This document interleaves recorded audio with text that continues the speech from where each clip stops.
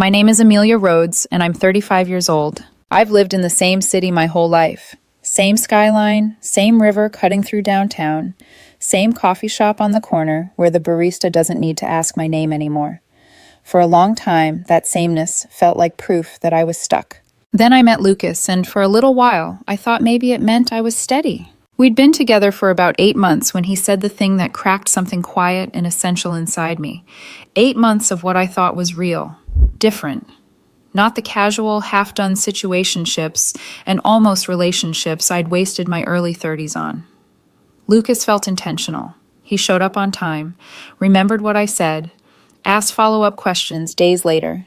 When my mother got sick last winter, he was the one who drove me to the hospital because my hands were shaking too hard to hold the wheel. So when he broke me, he did it gently. It was a Tuesday night, one of those evenings that sits somewhere between weekday exhaustion and weekend anticipation. We were in my small living room, the one with the secondhand couch and the scuffed coffee table I keep meaning to replace. I'd just finished cooking dinner, nothing fancy, just pasta with a decent jarred sauce and a salad I tried to make look like I cared. We were half watching some forgettable show, the kind you put on when you want noise more than story. The TV washed the room in flickering light. Our plates were balanced on our laps. It was ordinary in the kind of way I'd started to find comforting. Out of nowhere, Lucas set his fork down. The clink against ceramic sounded louder than it should have. "You know what the problem is?" he said. I muted the TV, thumb pressing the remote slower than necessary. "What problem?" He looked at me with an expression I had never seen on his face before. Not angry, not annoyed. Clinical, almost. Evaluating. Like I was a presentation slide he was considering cutting. "You try hard," he said. "I can see that. You really do." There was a tiny pause, the kind you can fall into if you're not careful. My stomach tightened, waiting for the rest. "But you'll never be on the level of the women I used to date." For a second, I thought I'd misheard him. The words hung in the air, strange and heavy, then settled somewhere behind my ribs. The fork in my hand suddenly felt too heavy. I set it down slowly, wiped my mouth with a napkin I didn't need, and said very softly, "All right." That was all. No breakdown. No dramatic speech. Just 2 syllables and the sound of my heartbeat pounding in my ears. He blinked, surprised. I could see it. He'd expected a reaction. Defensiveness, an argument, a point-by-point rebuttal of my worth. Maybe he'd even rehearsed it in the mirror, preparing to soothe me after he'd been honest. "That's it?" he asked. "Just all right?" "What do you want me to say?" My voice sounded flat to my own ears, like it belonged to someone else. He shrugged, picked his fork back up, but he didn't take a bite. "I don't know. I just thought you should know where we stand." Where we stand. As if he hadn't just shoved me off the edge of something. I nodded and finished my dinner in silence, chewing and swallowing on autopilot. He kept glancing at me, waiting for me to break the way he'd predicted, to cry, to beg, to promise I'd try harder. I didn't. Inside, though, something was folding in on itself. The thing is, I'd heard about the women he used to date. A lot. Lucas was generous with their stories. There was the one who always had front row tickets to concerts, the one whose passport was stamped to death, the one who got flown out to Paris for a weekend just because she needed a reset. He never said their names, but he painted them in glossy detail. Expensive dinners, last-minute trips, glamorous parties. Women who sounded like they belonged in a different life with a different kind of man. I never tried to compete with them. You can't beat ghosts. You can only hope the living person in front of you remembers you're real. That night, Lucas left earlier than usual. He kissed my cheek in the doorway like nothing had happened, like he hadn't just told me I was permanently below some invisible line. I stood there after the door closed, hand resting on the knob, listening to his footsteps fade down the hall. I didn't feel angry, not yet. I felt tired, like I'd been running a race I didn't know I'd agreed to, and someone had just shown me the finish line was always going to move. For a week, we didn't talk about it. He still texted me good mornings and sent memes during meetings. We saw each other twice, once for coffee, once when he swung by to drop off a charger he'd borrowed. It was as if he'd decided that one hard truth cleared the air and we should move on. Part of me wanted to force a conversation. The bigger part of me wanted to see what he would do without prompting. On Friday, he texted, "Can we do dinner at your place tomorrow? I'll bring wine." I stared at the message for a long time, nearly ended things right there, fingers hovering over the keyboard. Instead, I typed back, "Sure, 7's fine." Maybe he'd apologize. Maybe he'd explain. Maybe there was a version of that sentence that didn't sound like a verdict. Saturday came. I did what I always do when I don't know what else to do. I over-prepared. I marinated chicken, roasted vegetables, made dessert from an actual recipe instead of something from the freezer. I cleaned the apartment until it looked like the version of my life I wished I lived in all the time. No mail pile on the counter, no laundry basket half folded on the chair. At 7 sharp, Lucas arrived with a decent bottle of wine and a smile like everything was normal. Dinner was easy. Too easy. He talked about work, about a colleague who messed up a report, about a new project that might mean a promotion. I laughed in the right places, asked follow-up questions, refilled his glass. Neither of us mentioned Tuesday. Around 8:30, my doorbell rang. I frowned. Were you expecting someone? He looked genuinely confused. No, you? I shook my head and went to the door, wiping my hands on a dish towel. Standing in the hallway was a woman in her mid-30s with blonde hair, a suitcase at her feet, and a familiar sort of confidence in the way she held herself. She smiled brightly the second she saw me. Hi. Oh my God, is Lucas here? She said, peering past me into the apartment. Before I could answer, Lucas appeared behind me. Mia? He said, eyebrows shooting up. What are you doing here? I was in town, she said, breezing past me, like she'd done it 100 times. I texted you like 3 times. You didn't respond, so I figured I'd just drop by. You mentioned you'd be at your girlfriend's place. Girlfriend. The word landed heavier than I expected. She turned to me and stuck out her hand. You must be Amelia. I'm Brittany. I'm one of Vanessa's oldest friends. We go way back. Vanessa. I knew that name. Lucas's ex. The one with the Paris weekend and the emotionally intense breakup he'd described in cinematic detail. I shook Brittany's hand and forced a smile. Come in. Lucas looked uncomfortable, trapped, almost. But what was he going to do? Slam the door in her face? We ended up at the dining table, my 3-person set suddenly feeling too small. Brittany was chatty in the way some people are when they're used to being the most interesting person at every gathering. She asked me about my job, about how Lucas and I met. She told stories about their early 20s. Bad apartments, worse boyfriends, too much tequila. Every time she mentioned Vanessa, Lucas shifted slightly in his chair. He kept trying to steer the conversation back to neutral ground, but Brittany was on a roll. About 20 minutes in, she laughed and said, You know, I always thought it was funny how Lucas talks about Vanessa, like she was this perfect, put-together goddess. She rolled her eyes playfully. I remember what she was actually like. Lucas went still. We don't need to... Oh, come on, Brittany said, waving him off. Especially that one guy she dated for like 2 years. What was his name? Doesn't matter. I felt myself lean in without meaning to. What about him? Brittany took a sip of wine, like she was settling into a favorite story. We ran into him at a party after they broke up. He was drunk and started talking about her. He said she was exhausting, that she always compared him to other people, made him feel like he wasn't enough. I remember this exactly.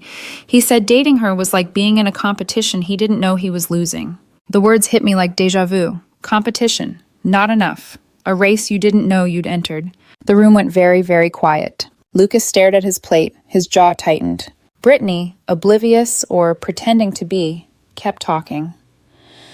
He also said he only stayed because she looked good on paper. Their relationship was great for Instagram, but behind closed doors, he said she was toxic, always playing mind games, always testing him. Okay, that's enough, Lucas snapped, standing up so quickly his chair scraped back.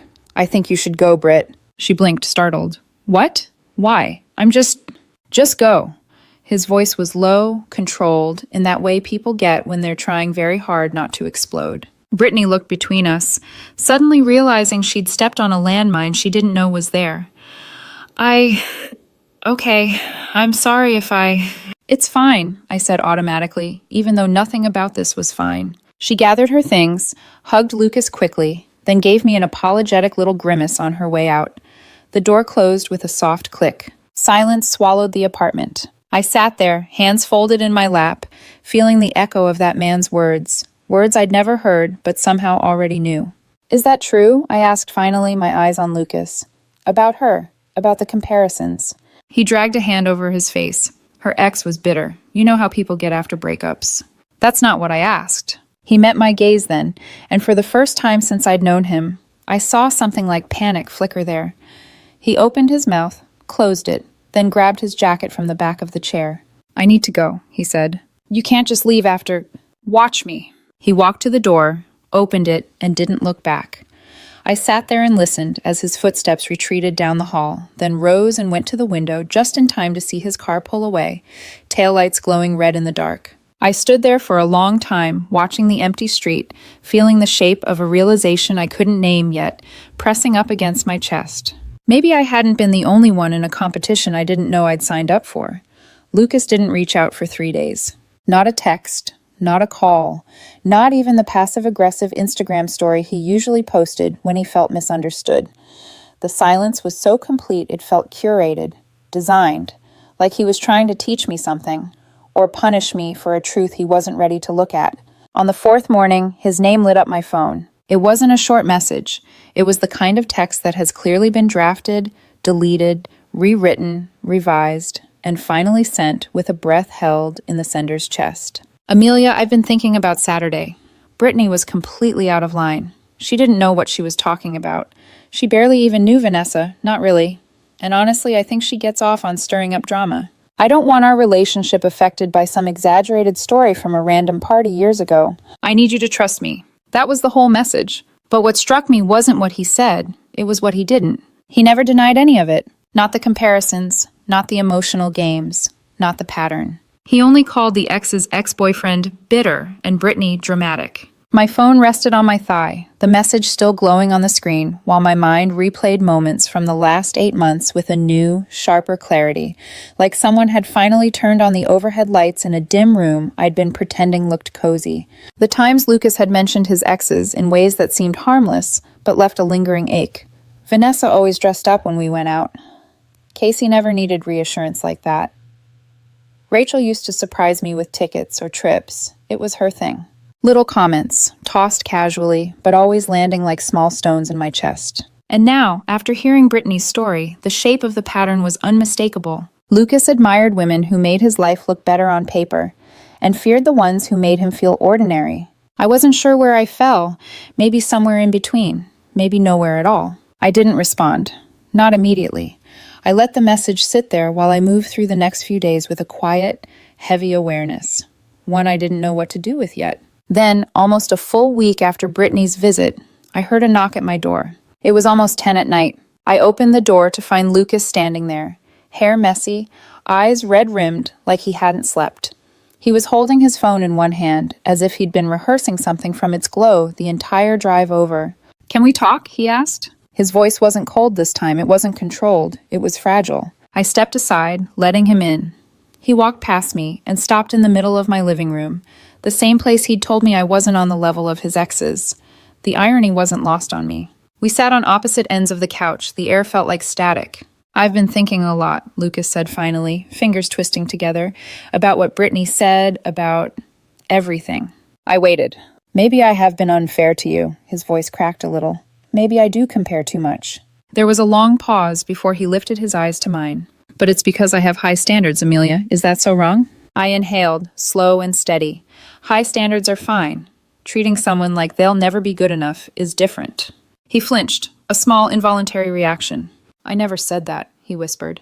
"You literally said I would never be on the level of the women you used to date." He closed his eyes, like he wished he could rewrite the moment by sheer will.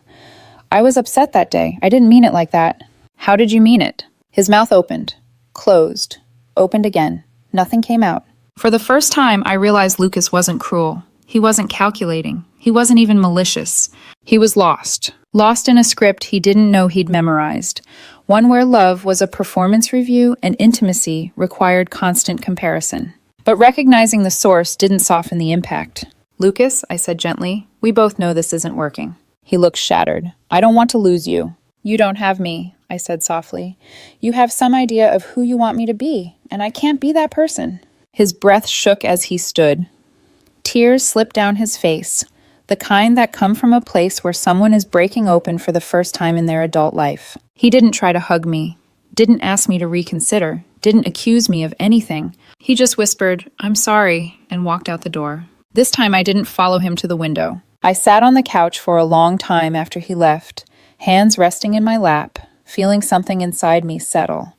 Not peace exactly, but clarity, a kind of emotional exhale. I wasn't sure if I'd ever been enough for Lucas, not because of who I was, but because nothing human could compete with the glossy ghosts he carried around in his head. A week passed, then two. I got busy with work. I started sleeping through the night again. The ache in my chest softened, not gone, but no longer sharp.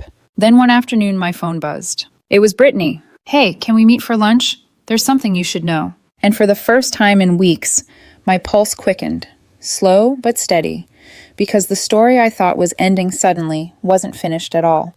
Brittany chose a quiet cafe downtown, the kind with warm lighting, plants hanging from the ceiling, and indie music humming low enough to fade into the air.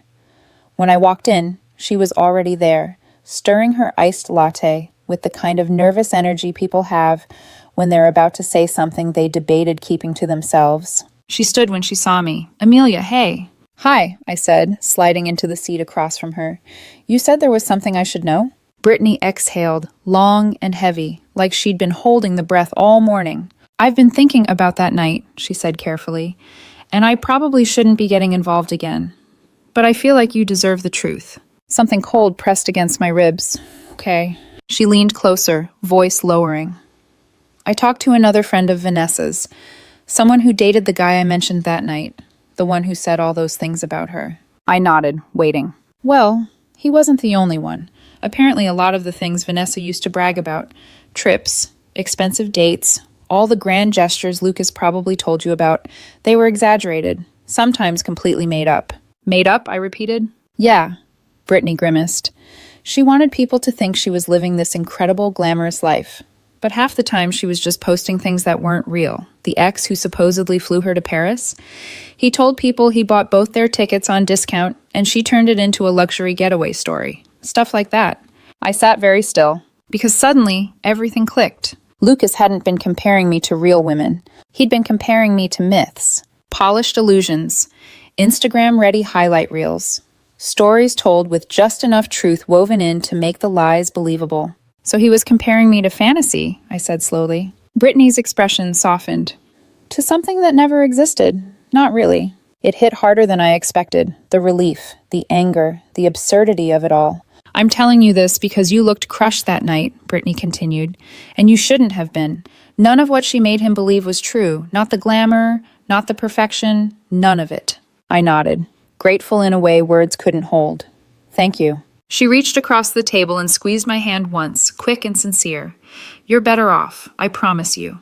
We talked about other things after that. The weather, work, the best place nearby to get dumplings. But her words stayed with me long after we parted ways. Because the truth had finally crystallized. I had spent 8 months trying to be enough for a man who measured reality against someone else's fiction. And I was done doing that. 3 weeks later, rumors trickled through mutual acquaintances. Lucas was seeing someone new. A woman who checked all the boxes. Perfect on paper. Of course. She was polished, elegant. The kind of woman who always looked effortlessly put together. The kind of woman Lucas talked about in the abstract, like an ideal he'd been saving space for. Honestly, I felt nothing when I heard it. Not jealousy, not bitterness, just a quiet awareness that patterns repeat until people learn to break them. And then, one Thursday afternoon, Brittany texted again. "Saw Lucas's new girlfriend last night. We were at a group thing. You're not going to like this."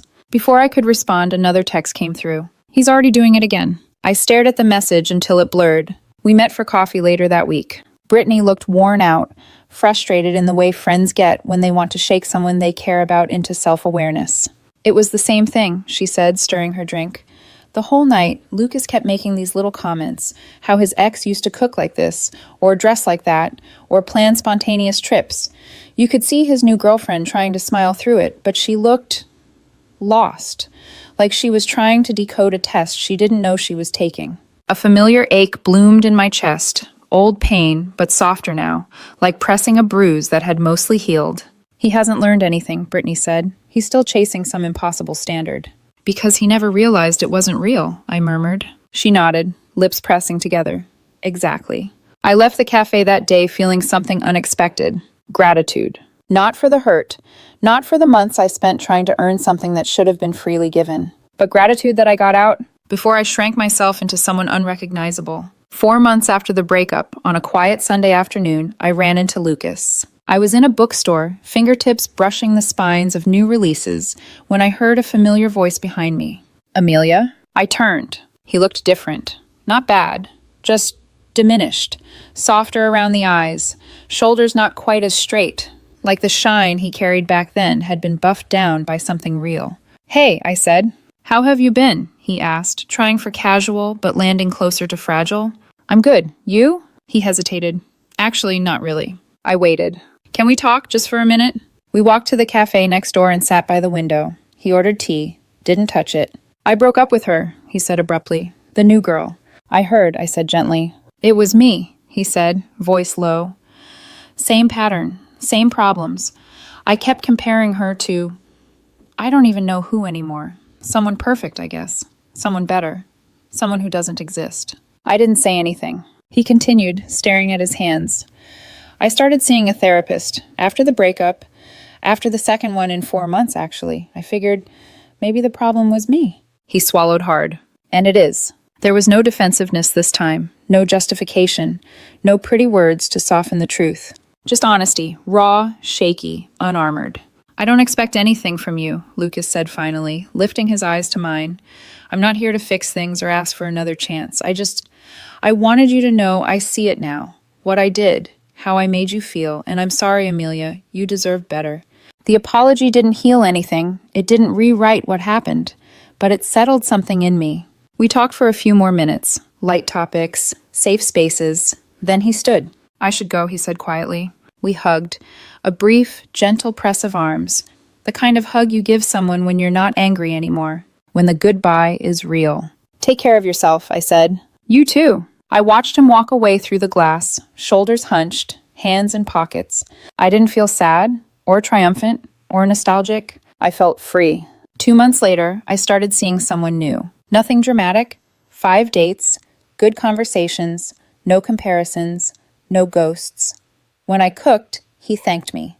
When I planned something simple, he appreciated it. When I laughed, he looked like he actually saw me. It felt unfamiliar, like I'd been carrying weight for so long that I forgot what it felt like to stand up straight. And Lucas? Word is he's still in therapy, still trying to unlearn patterns built long before me. I hope he succeeds. Not for us, we were never meant to be, but because everyone deserves the chance to stop running after illusions, the chance to see what's real. If there's anything those 8 months taught me, it's this. When someone tells you who they are, believe them the first time. And when someone makes you feel like you're always falling short, walk away. Love shouldn't be a competition, not even one you're winning.